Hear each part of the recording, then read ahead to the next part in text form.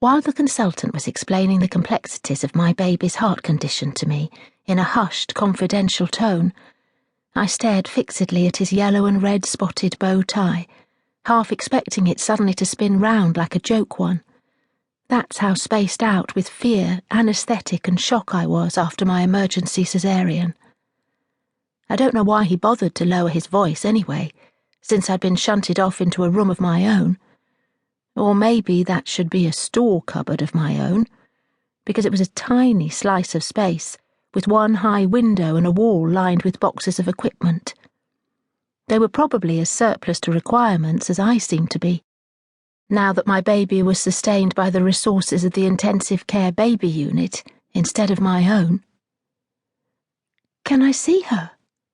I interrupted. Ma, whose ample frame was squeezed into a tubular metal chair on the other side of the bed, with her elbow resting on a pile of cardboard cartons, said, "She can't come up here, Callie, when she's in an incubator attached to all those bleeping things, and you certainly aren't up to going down there yet. But she's perfect. Hands like tiny pale pink starfish." "You said she was so blue she looked like a smurf," I said accusingly, tears welling. "I thought you were still asleep when I was talking to that nurse, and anyway, it was just a glance in passing right after she was born. She looks pink now." "She was a little blue at first, but now she's stabilised and a relatively healthy colour," the consultant said soothingly. "You'll be taken down in a wheelchair to see her as soon as you're recovered enough." "She's going to be all right, isn't she?" I pleaded. "Only there was an angel hanging around when I woke up, and I thought it might have come for her." "That was a nun," Ma said. "She had a white habit on and flapped past the trolley when you were being wheeled out of theatre. Thought she looked more like an albatross myself." "Why would a nun be on a maternity ward?" I asked. "I don't know, but it's a damn sight more likely than an angel." I focused on the consultant again, and he looked back at me and frowned. "Your baby's heart problems should really have been picked up on a scan." He paused, and then added with false brightness, "Still, there is one good thing." "There is?"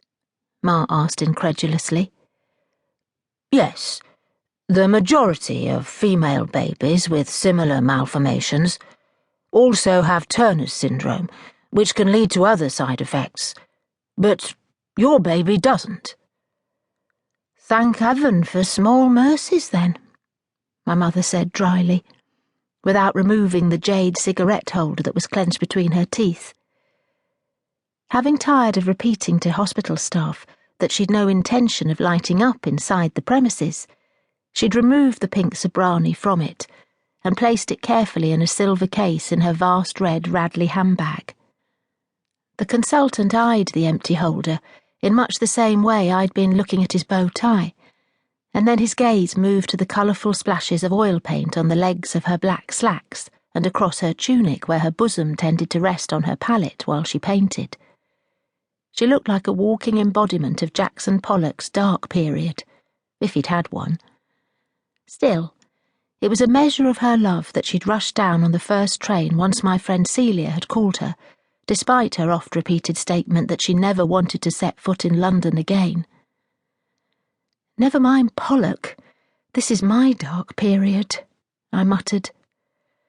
"I think our Callys a bit delirious," she said, laying one small, cool, plump hand on my forehead, "though she often talks daft."